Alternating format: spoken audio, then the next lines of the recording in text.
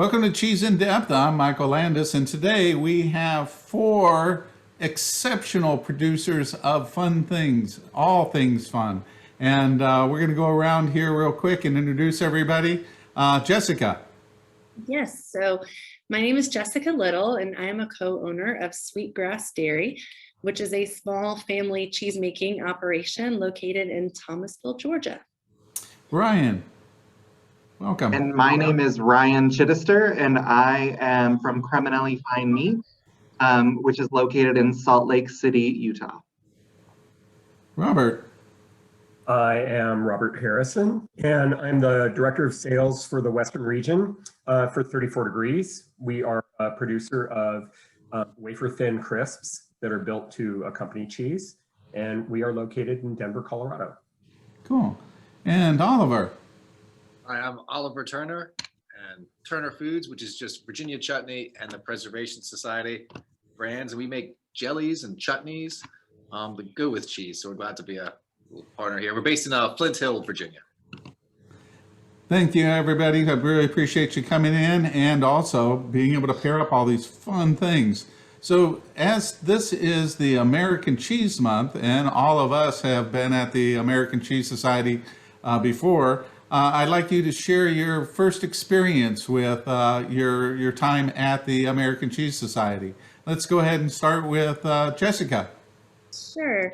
So Sweetgrass Dairy was founded in 2000 by my mom, and she went to her very first ACS in 2001, and I went in 2002, was my first year.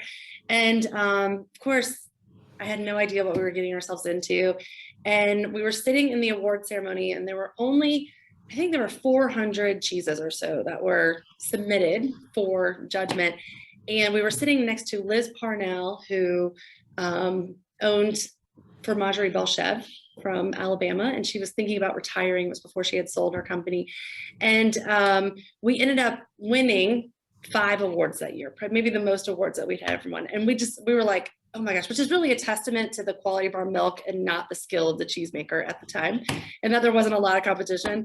And so Liz turns around and looks at Jeremy and I, and she goes, "It's official, I'm retiring. This is ridiculous. When y'all can come in here and win like this in your first year, I'm done." And she, of course, is a lovely person and joking. And it was really encouraging and a very fun ACS. So I definitely, when we've had those ACSs with not so many wins, I remember that one and saying, well, maybe another year.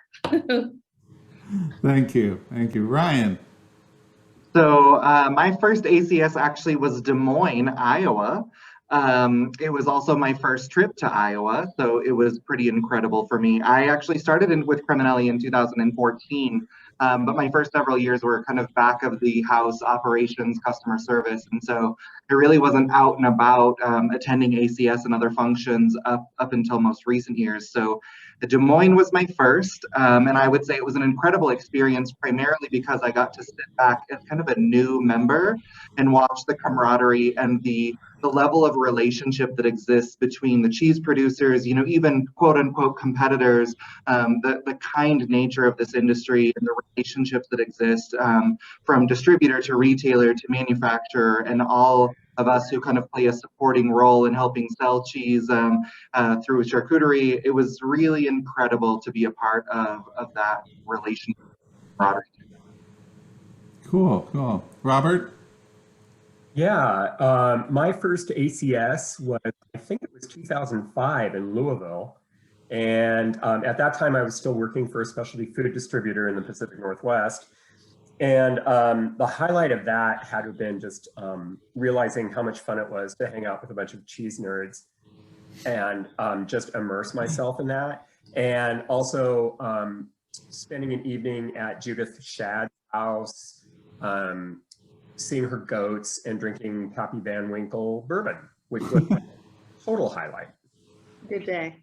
Yeah. Cool. Yeah. Well, drinking is a very serious part of ACS. All right, Oliver. I don't know what year it was, but it was the one, was it Montreal? It was Canada, Montreal. Oh, yeah. And, I went up there, and I think it's a little family business, and pathetically, I sort of had mother pack my, that we're an add-on product. We have to get our little spoons and our little gloves, and we're all very stressed out. We had all our stuff, and then of course, there was a flight up to Montreal, and somehow we got my little kit was in my carry-on, and so all these insane looking Schlink knives were could not make it on the flight, but luckily I was able to buy some more stuff when I got there. But everyone was so friendly and nice. That was the main takeaway. That we felt like we were kind of pushing in there, but they were all like, "Hey, cool! If you're into cheese and you're an add-on, that's right on. Come on in." Great. Thank you, everyone. All right, so what we have today is we're going to be pairing the cheeses, Jessica's wonderful sweetgrass dairy cheeses, with charcuterie, with chutneys, and also with crisps.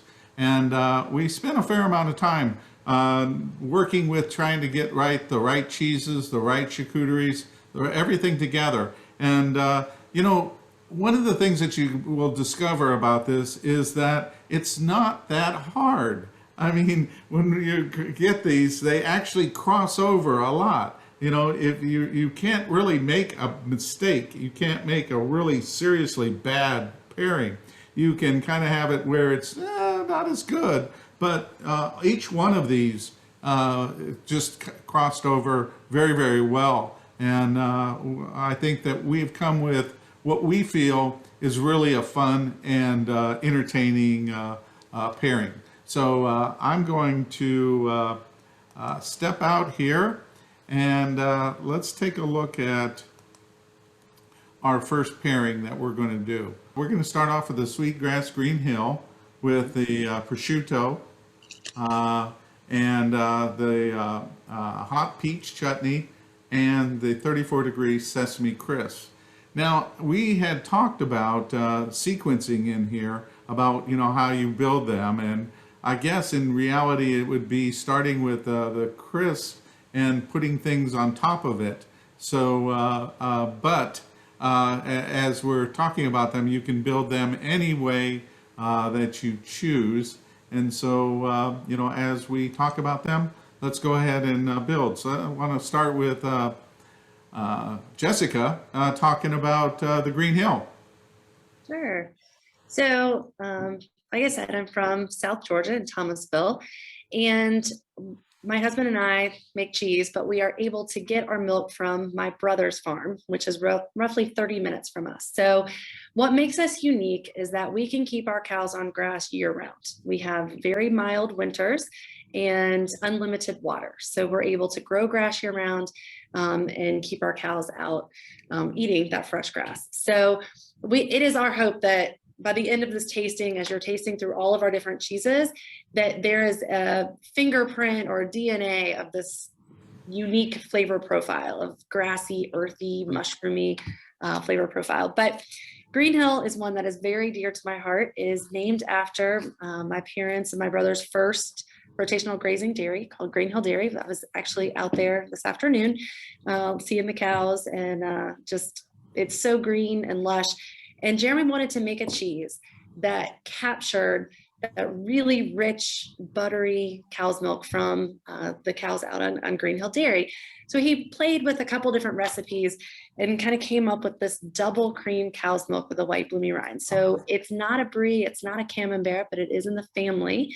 And our cows are at least 50% Jersey, and Jerseys have a higher butter fat than Holsteins. And so we really wanted to play up that buttery, all that diacetyl and richness. So what I love about Green Hill is that although it's pasteurized milk, there's quite a lot of complexity to the flavor profile. So with it being, preserved milk, you get this lactic kind of soured note.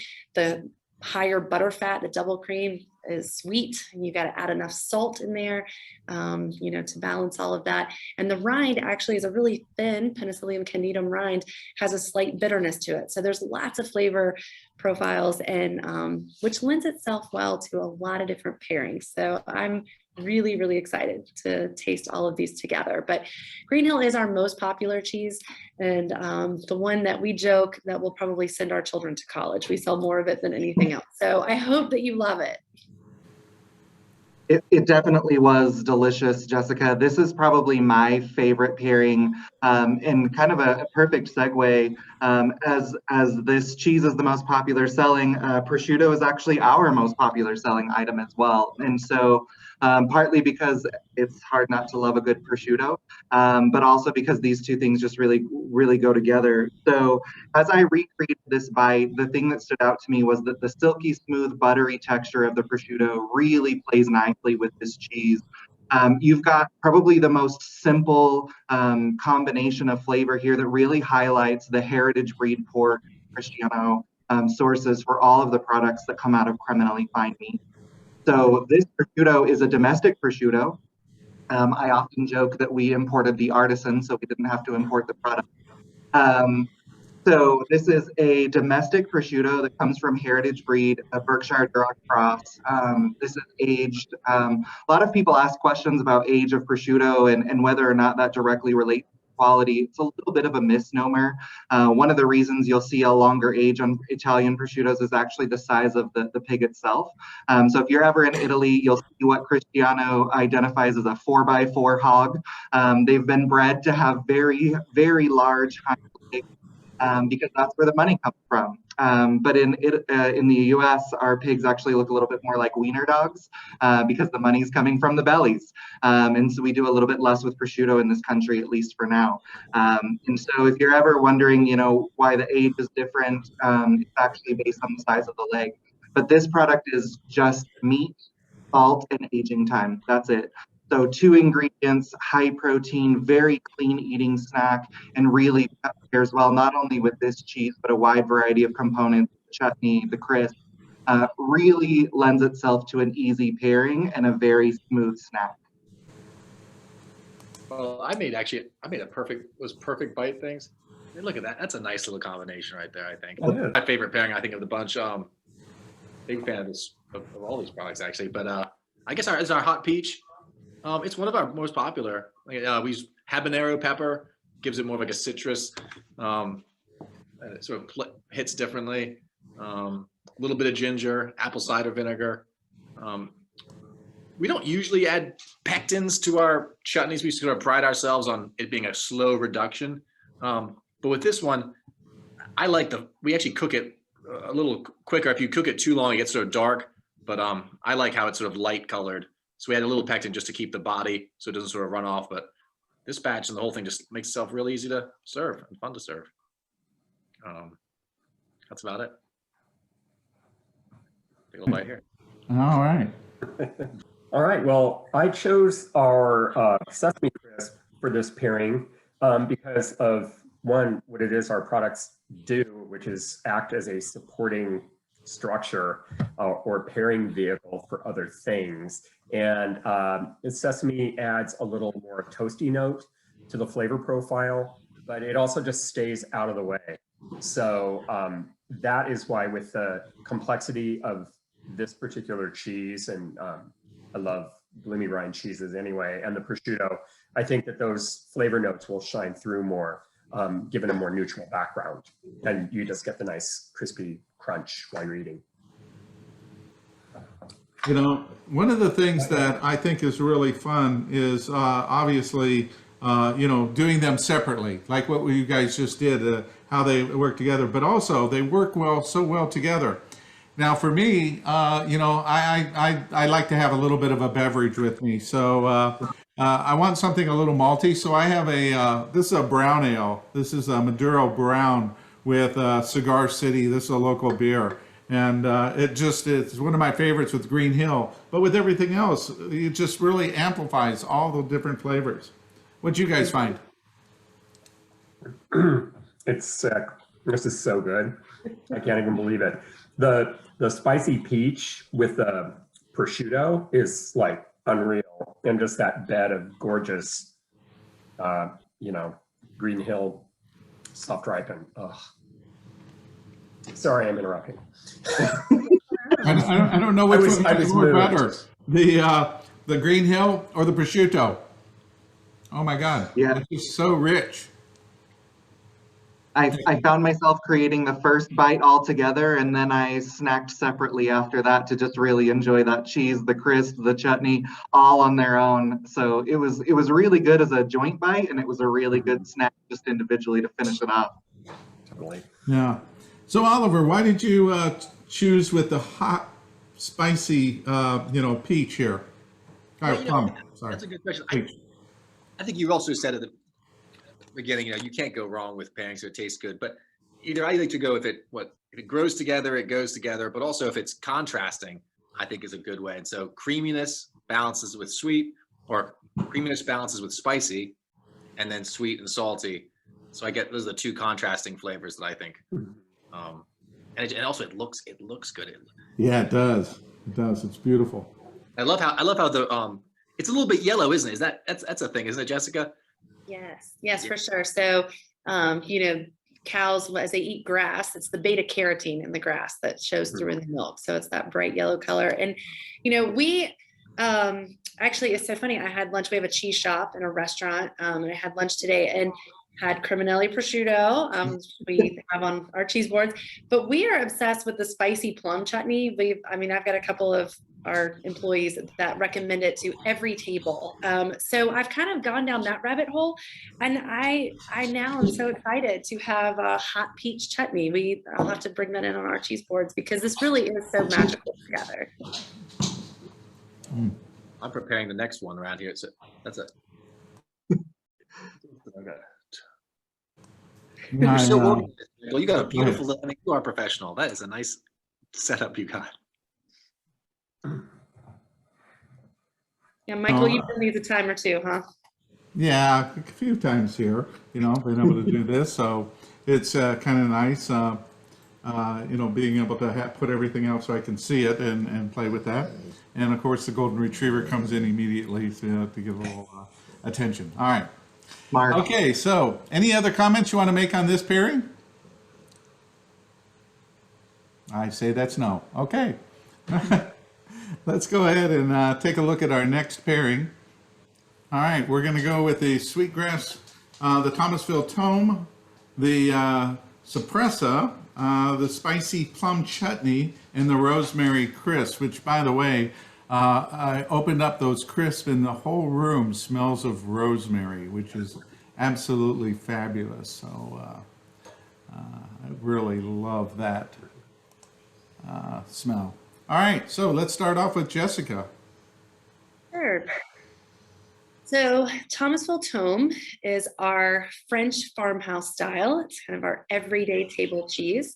And it was the very first cheese that Jeremy learned how to make. So we started making it in 2002, a really long time ago, from a French cheesemaker named Jean-Marc, who's from the Pyrenees Mountains of France. He came over and worked with us for about 3 months and trying to teach Jeremy how to work with our milk. And he thought Tomme was a really good place to start because it's one of the most simple recipes. And so we like to say that because you don't need to do a lot with a Tomme recipe, you can get out of your own way and just let the milk speak for itself. So it's an uncooked, unpressed, raw milk, natural rind cheese. So you can see there's kind of holes in the paste. That's just because we don't press it. We want the cheese, it has to age a minimum of 60 days by FDA regulations, but we like it. I guess my favorite time is probably in that 4 to 6 month range. So getting past those kind of teenager months and not quite dried out. We want it to still have a lot of moisture and butter fat. But again, we want you to really taste that grassy, earthy component. And I would imagine that the rosemary with Thomasville Tomme is magical. So I'm really, really excited about that combination. Yes, me too. And let's go ahead and hear from Ryan. All right, so this was another exceptional cheese. Definitely, not only with this pairing, but also on its own. This is something that I really enjoyed. And the reason that I selected the Sopressa to go with it is because I felt like the flavor components that come out in Cristiano's Sopressa Veneta, or the Northern Italian style of Sopressa, really complemented the flavors in the cheese. So Sopressa Veneta for us is a Northern Italian or Venetian style Sopressa. If you're unfamiliar with Sopressa, a lot of the Italian charcuterie options are actually rooted in the ingredients that go into them. In this case, Sopressa and the naming convention actually comes from the process. So nothing about Sopressa indicates the flavor profile you're going to get. You can have, the Venetian style, which is more of a wine and garlic. You can have a Southern style where you're going to get a little bit more of a spice. Traditionally, this salami, this ground fermented salami, was actually made by squeezing, which is the root of the word Sopressa, squeezing the salami between two wooden boards. And while that's no longer a common practice, the naming convention has stayed. And so this Venetian style Sopressa, it's actually my personal favorite product that Cristiano makes. I think a little bit of that is personal bias. A few years ago, I was fortunate enough to be able to go to Italy. We went to Florence. Cristiano led us around, and we were actually able to go to the castle where the Bibi Gratz family lives. They make the Sangiovese wine that goes into the Sopressa product. And we were able to stand there at the castle, look out into the fields, and really just get a deep appreciation of the components that go into this salami. So this is macerated garlic, Sangiovese wine, and it goes into a casing and then ages and really kind of re-ferments and redevelops those flavors that are inside, which is a very smooth flavor profile, so it lends itself easy to pairings, but also a very intense flavor that comes out of that macerated garlic and the Sangiovese. Great. Oliver. And I think both the salami and the cheeses, they might be just great as they are. I mean, I don't know, they're subtle and just really nice. I guess put just maybe a little touch of chutney. I wouldn't put too much on it with this one. It's our award winner. All you cheese people have got so many awards. I don't know, there's different competitions. There's not many chutney awards. We tried to do a chutney festival here in Virginia years ago. Couldn't really get anyone to come. It was too early, but we did get an award. Anyway, this is our Sophie Award winning one. So that we talk about that all the time. It's just sort of English. It's plums, a lot of ginger. So you're tasting a lot of ginger, and we use not the fresh, but we use the solid chunks of ginger. And I do think the rosemary plum, that's nice. I think. It's just again savory and sweet. It is super rosemary though, Robert. I mean, my gosh, No, totally. It hits you with like a lovely smell. I mean, it's wow. All right, Robert. All right. Well, yeah, you're totally right, Oliver. The rosemary is like our biggest flavor of any of the crisps we make.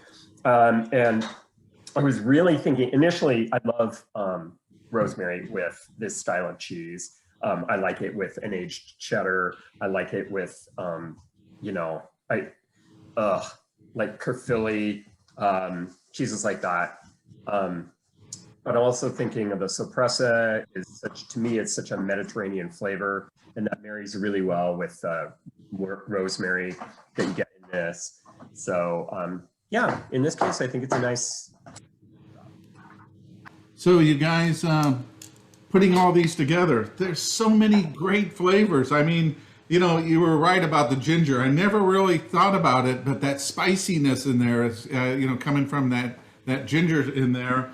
And then with the rosemary, it kind of just brings it all up to another level. It's such a wonderful pairing.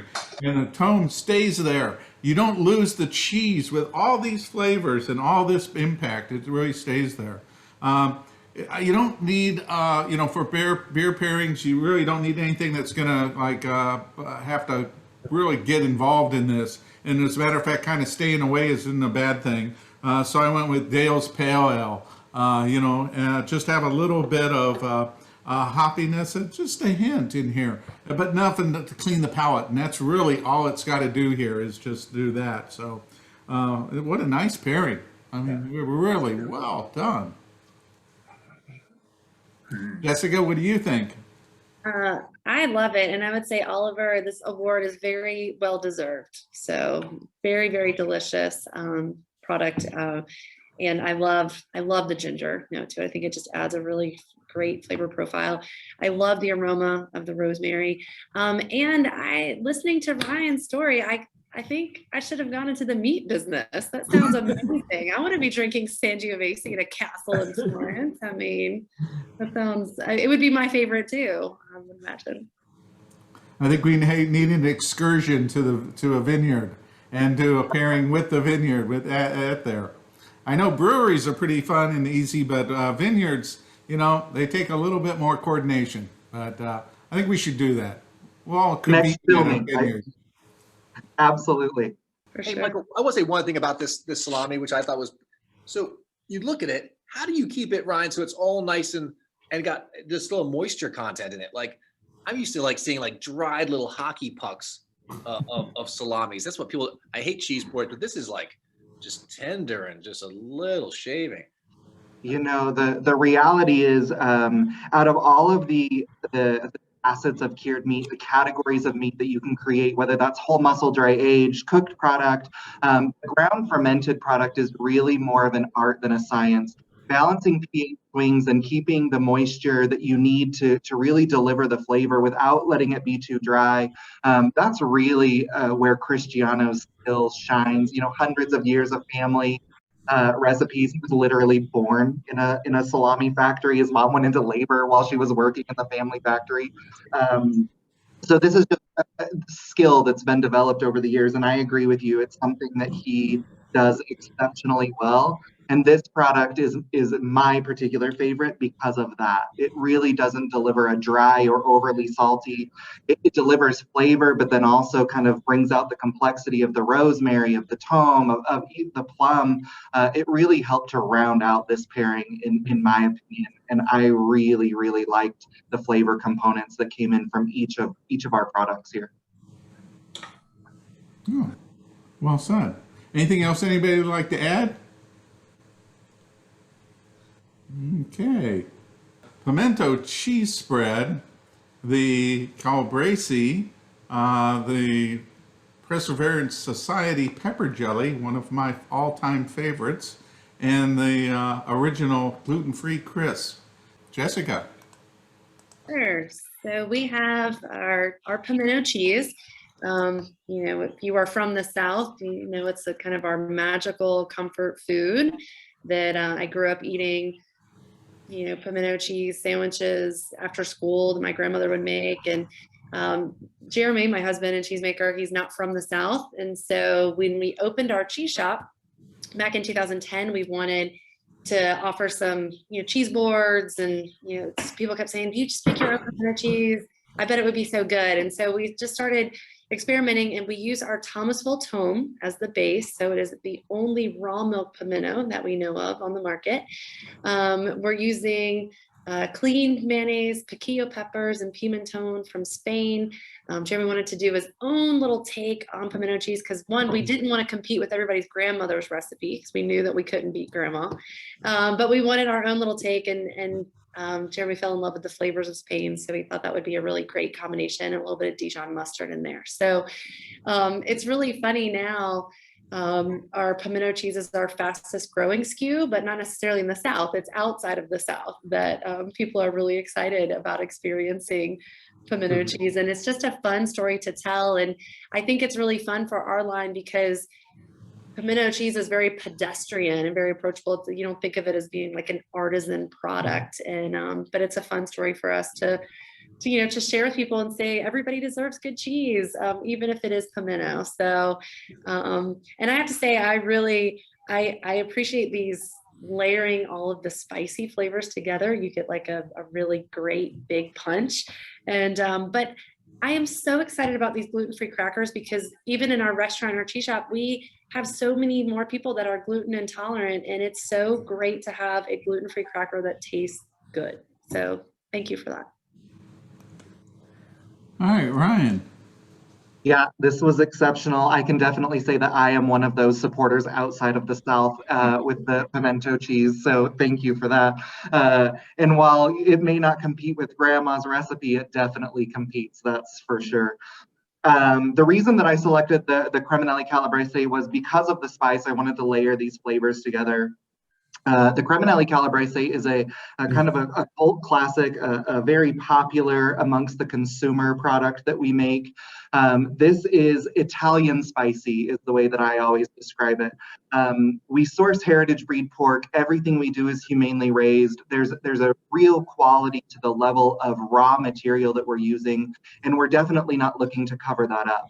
And so you won't find an overwhelming amount of spice. When you put this Calabrese in your mouth, you're going to get a mild heat that comes up in the back of your throat, then down through the nose, really mostly on the finish. It's not overwhelming spice or kind of loaded full. It's pork first, flavor second. That's really what Cristiano does with everything that he develops. So this is 5 different types of paprika and pepper. This is a Calabrian recipe. And if you know much about Cristiano or his family, you'll know that the roots actually come from Biella, which is between Turin and Milan. So Northern Italian, and a lot of people ask, where did he learn to make this recipe? And because his family dates back to when the family was nomadic, following herds around, this is why you see such an influence from around the countryside and landscape of Italy, including this Calabrian recipe. This recipe actually dates back to when the family would follow the herds of animals and make salami as a barter and trade, a way to get through the change of the seasons. So this is a recipe that the family learned to make while in the southern portion of Italy in the Calabrian region. And it definitely kind of helps elevate a spicy pairing. This pimento cheese, this cracker really kind of came together with the spread as well, really kind of came together to highlight variety of spices and layers of flavor that keep kind of hitting you as you bite through it. So this was definitely a great pairing. Oliver. Now, it's funny, Ryan, you said that there's 4 different peppers in that. To be honest, at first I was like, wait, this is getting a little bit, we're trying to force a pairing, too many things on top of it. But, maybe there is something, he must have put 4 different peppers in that Calabrese for a reason. And I guess with our pepper jelly, we do green bell, red bell, jalapenos, and habaneros. Only 4. Some people, why? But it is just nice to have different layerings in there. And I just made a perfect little bite. It's a little red, but it's a nice little red little number, and it all kind of looks. And I taste another one. It is great. It's a warming thing. It's not overly. Ooh, this is like a hot wing. No, it's a nice, blended, warm taste. Really nice. I think the saltiness of the cheese is balanced with the sweetness of the jelly. That's my 2 cents. But this is our trendy southern pairing, isn't it? Exactly. Robert? Okay, so for this pairing, for the crisp base, I just wanted to stay out of the way because there's a whole lot going on everywhere else. So I chose our new gluten-free crisp. We make this one with a steamed chickpea flour that the steaming process actually enhances the flavor of it. And I think it just has so much more nuance than a regular like thin cracker, whatever, gluten-free cracker that's made with rice flour. So I just felt this would make a really fair, nice, neutral background for the rest of it because there's a whole lot of pepper there. The pimento cheese spread, I just want to say, awesome. I love that little hint of pimenton is perfect. And I loved it with the pepper jelly. There's kind of like tanginess to that. And the Calabrese just has enough heat, not enough, doesn't push it over the edge. Still general audiences. Great pairing, really great. Wow. It's hard to say which is an exceptional pairing, but this is just magnificent in all the flavors. it's spicy. It's got some heat to it. It's got some, some real flavors that just go across the board so well. I love this. The pepper jelly adds that brings out some saltiness. And so you really get a great combination. Everything brings something to this pairing. And it is so nice and also so distinct.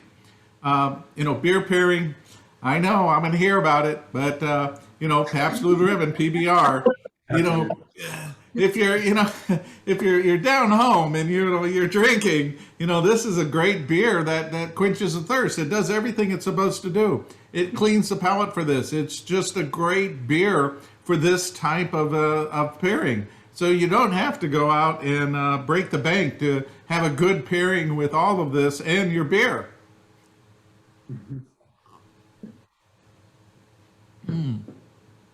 Very helpful. All right.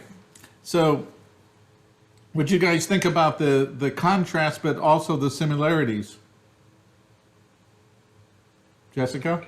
Well, I love the calabrese salami. I mean, I think it is so fun because it's got so much flavor, but it's not overpowering. So you really can still taste the meat and the quality of the pork. And I think it lends itself really well to a beer pairing. I think that there's something just really fun about layering all of these pepper flavors. Like when I first saw the combination, I was thinking, oh gosh, I hope this is not too much. I hope they don't compete with each other. But I do think that there's like a really great harmony altogether.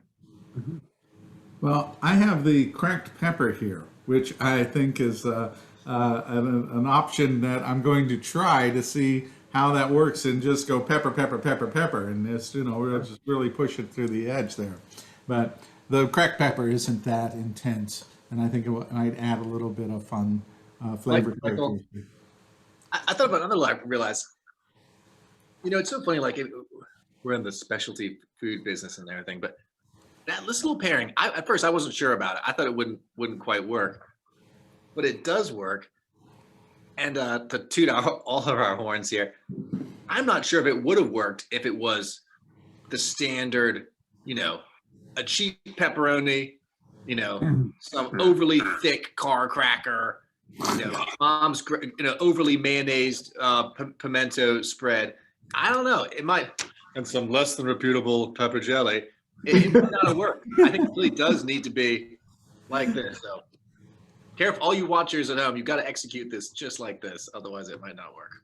All right. If you want to step up your beer, I would go with a Vienna lager, and probably Sam Adams Boston Lager would probably be a really good choice because it's really got more flavor to it. So if you were stepping it up, being a little bit more respectful, that would be a direction to go.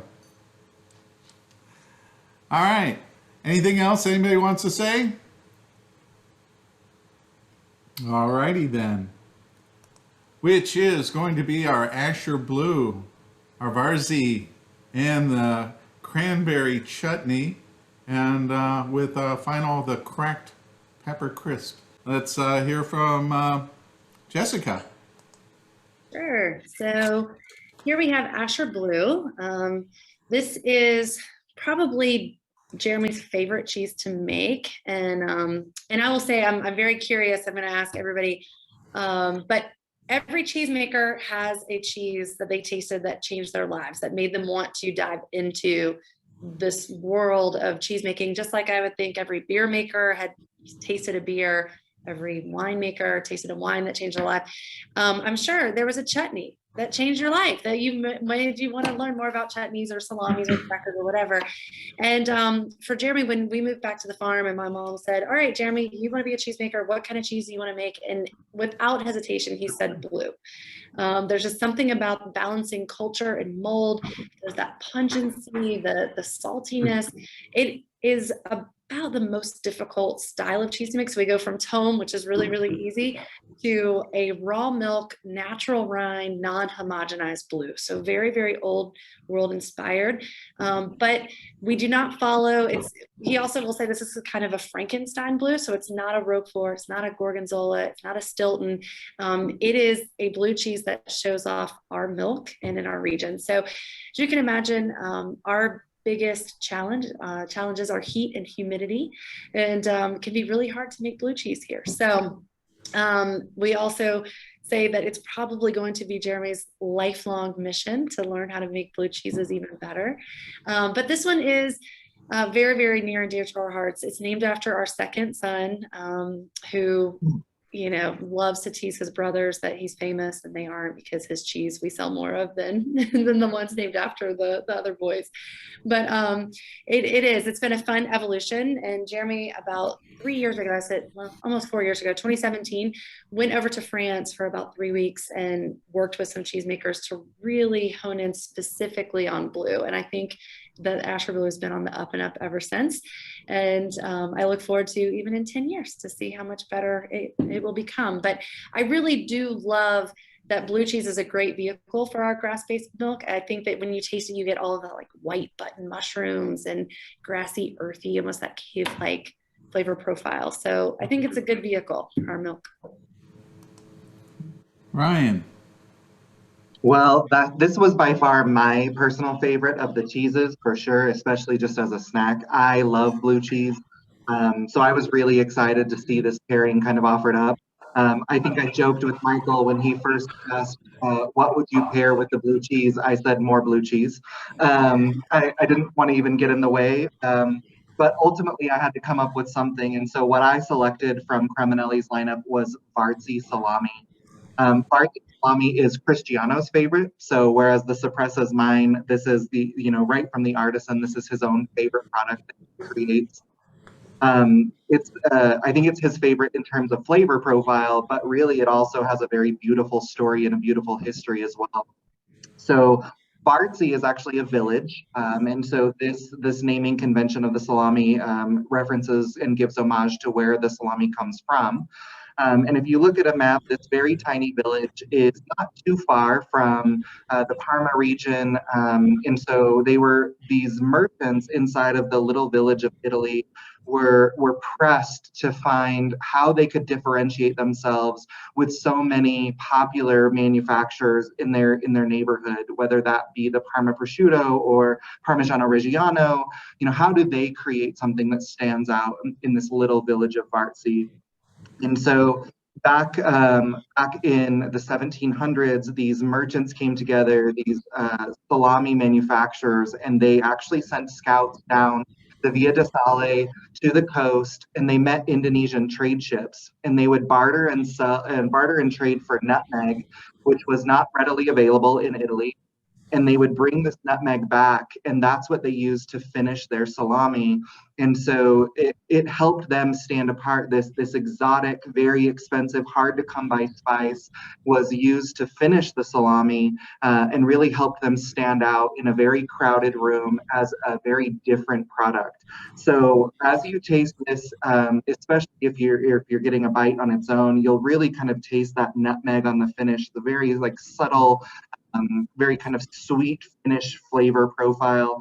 But if you do what I do, which is kind of turn it into a taco vehicle, crunch the crisp right in the middle with a little bit of bite, it was actually a really fun, really great pairing. So layer the salami with the chutney, put the cheese inside, crunch up the crisp, and just kind of roll it up like a taco. It was actually a really great bite for me. And I'm sure it was nice to end with Cristiano's favorite product, since the chief artisan here.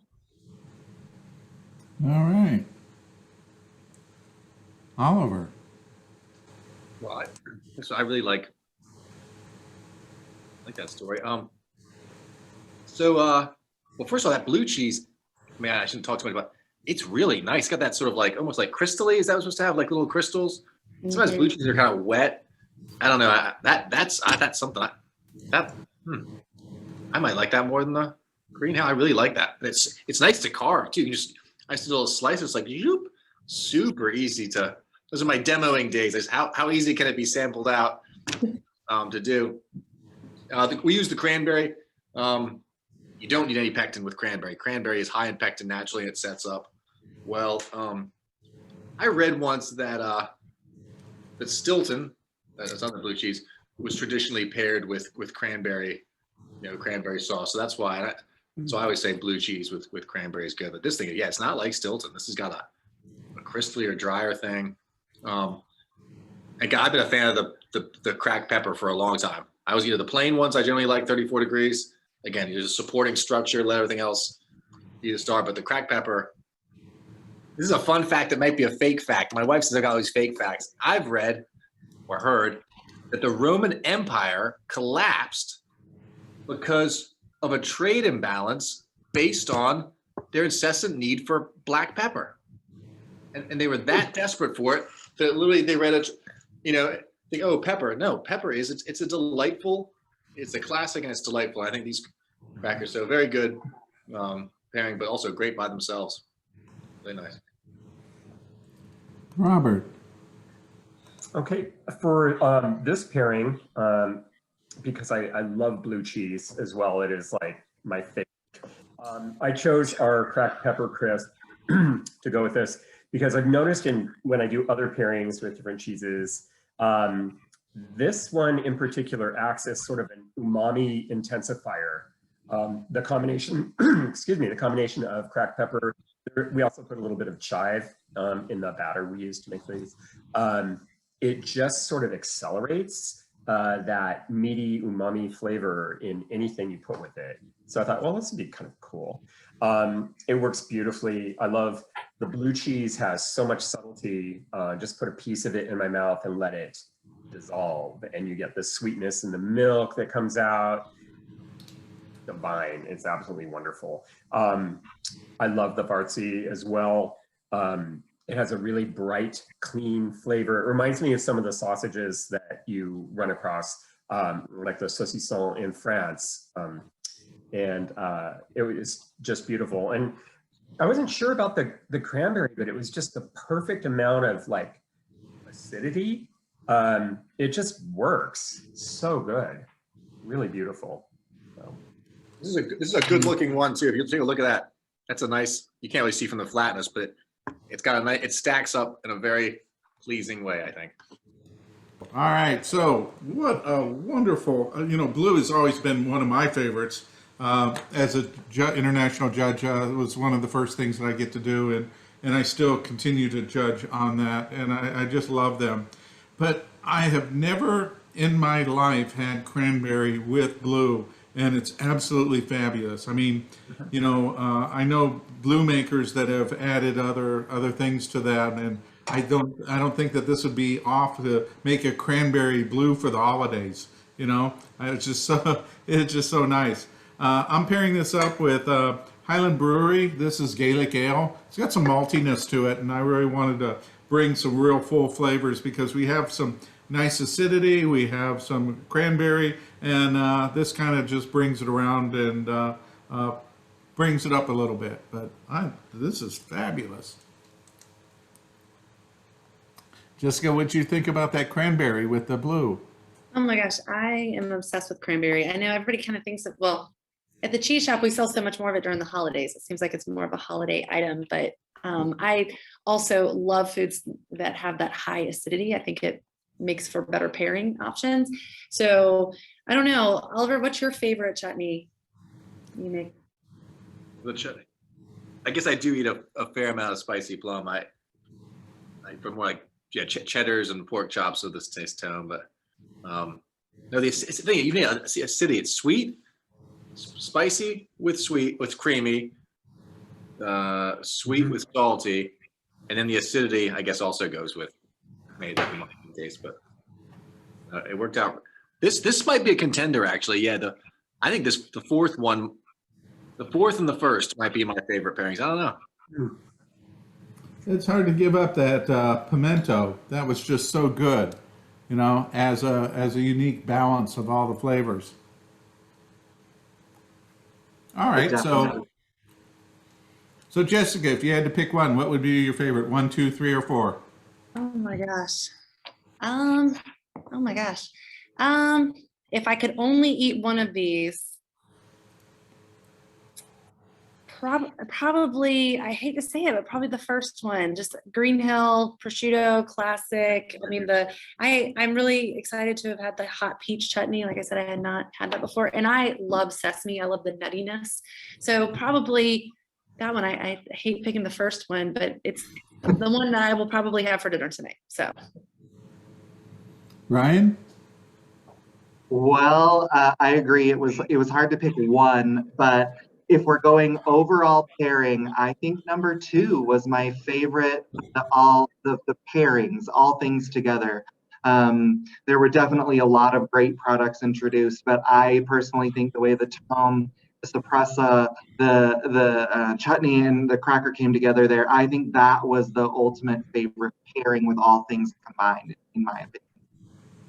Cool. Robert? My favorite, I'd have to say, is number 1. Every single item there, I could just wallow in. It was so good. Oliver? Yeah, I mean, it's so funny. It's hard to choose, but it really, yeah, I mean, I think I'm gonna say number 1 too, even though it is kind of, not say it's not basic or whatever, but I think Ryan makes a point in terms of like pairing cleverness. I think we were on like a celebrity cooking TV show.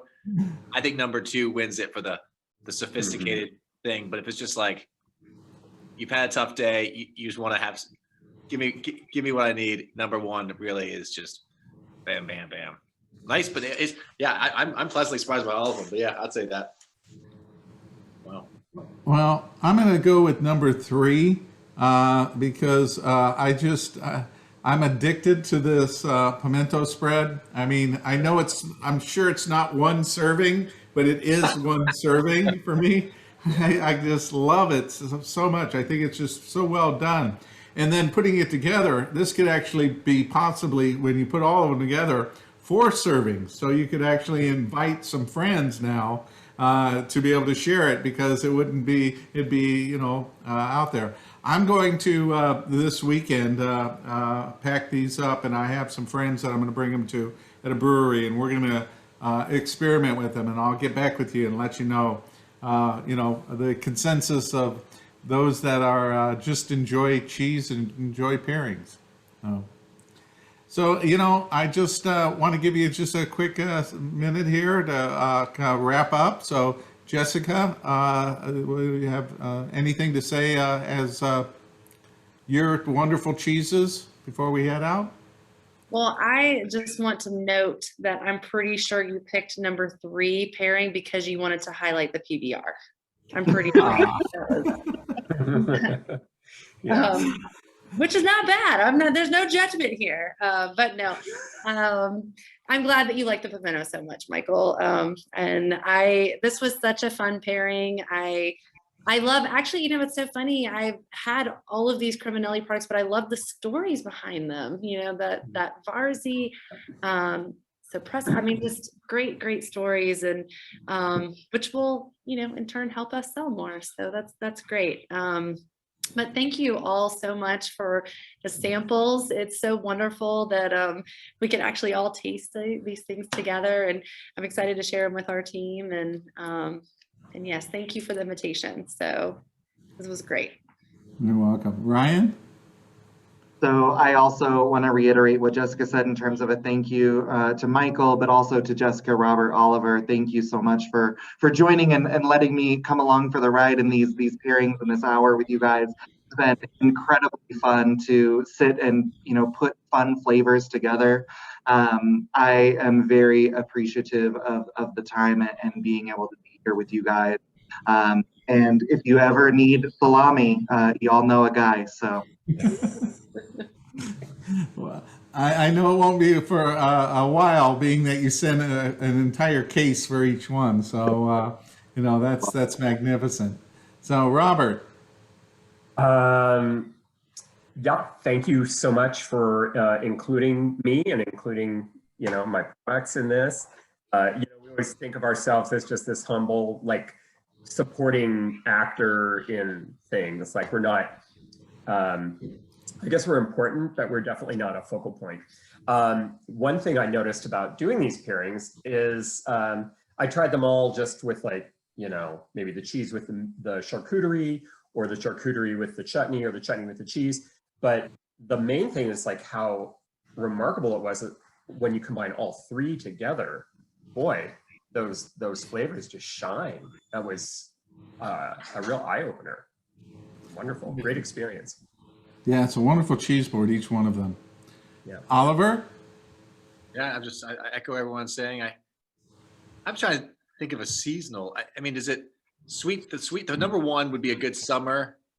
So the pimento cheese is a good summer one. I think the rosemary plum one's got nice fall feel maybe, and then maybe the blue cheese cranberry could be your winter. That'd be my number ones if we did a seasonal approach. But no, I'm excited about this. But you got the serving. It's so funny checking the servings. Don't look at the servings. I memorized that the 34 degrees, you get 9 crackers though. That's a nice number. I've always appreciated that serving size of 9 crackers. I don't know how much how many scoops of pimento cheese you get though. That's a good one. Don't look. Don't look. That was awesome. What a nice way to do a Cinco de Mayo afternoon. That's perfect. Great. I agree. Thank you guys so much for coming by, providing the products. It was so much fun learning everything from each of you. I greatly appreciate everything that you guys do, and the quality of the products is exceptional. And I can't wait till one day we are all in the same room and get to do this all together. So again, thank you so much, and I'll have this on my YouTube channel, Michael Landis Cheese, probably tomorrow or even sooner. And I hopefully will see you all again in the near future, either on Zoom or live. So thanks, everybody. Awesome. Thanks, Michael. Thank you, All Michael. right, we'll see you guys. You take care.